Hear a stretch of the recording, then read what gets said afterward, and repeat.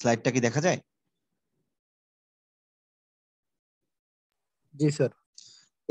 Accepted sampling আমরা OC curve তো আঁকা শিখে ফেলেছি, তাই না? ওসি কার্ভ তো এঁকেছি সবাই, তাই না? এটা তো কম বেশি অনেকেই এখন পারার কথা, ওসি কার্ভ আমরা শিখেছিলাম।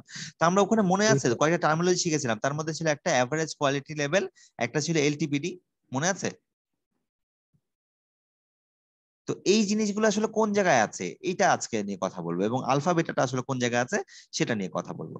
দেখো খেয়াল করো, এই যে অংশটা দেখতে পাচ্ছি, এই যে ওসি কার্ভটা, এই ওসি কার্ভের এটুকু কি আসলে আমাদের আলফা, ঠিক আছে? এই অংশটা কি আলফা, প্রবাবিলিটি অফ রিজেক্টিং এই অংশটুকু আলফা। আলফা ভ্যালু কত বলেছিলাম মনে আছে? নিয়ারলি 10% বা 5%। এই আলফা যেটুকু ভ্যালু সেটাই কিন্তু আসলে কি একিউএল, ঠিক আছে? সিমিলারলি বেটা, যেটা বেটা কি কনজিউমার রিস্ক, সেটা হচ্ছে এই অংশটুকু, এবং সেটাকে আমরা বলতেছি এলটিপিডি। এর থেকে বাইরে গেলে কিন্তু আমি আসলে কি করব না, লটটা রিজেক্ট নিব না।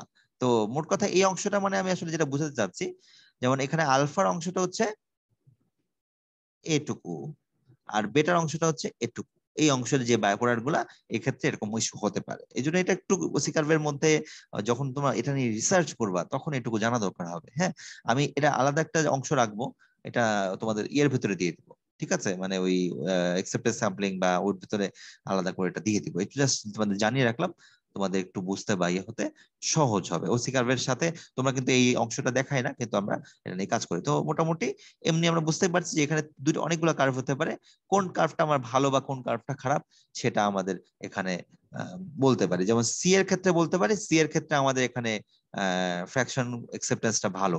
হ্যাঁ, তারপর হচ্ছে আমাদের যদি কার্ভ এর কথা বলি, তাহলে এখানে বুঝতে পারি গুড আর ব্যাড এর মধ্যে ডিসক্রিমিনেশনটা অনেক হাই, ঠিক আছে?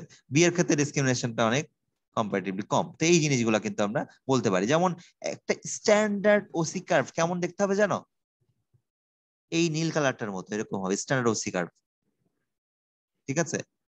স্ট্যান্ডার্ড ওসি কার্ভ এরকম হয়, একটা আইডিয়াল ওসি কার্ভ। কিন্তু আসলে আইডিয়াল তো ওসি কার্ভ এরকম হয় না, হয় কিন্তু আমরা করতে পারি না, কারণ আমাদের ইফেক্টস থাকার কারণে এরকম মানে আমাদেরটা এরকম কার্ভিকাল ওয়েতে আসে আর কি। সো আমি যদি একটু এঁকে দেখাই ওসি কার্ভটা, তখন কি হয় এরকম কিছু একটা আসে, ঠিক আছে? তো এই অংশটা মোটামুটি এরকমই।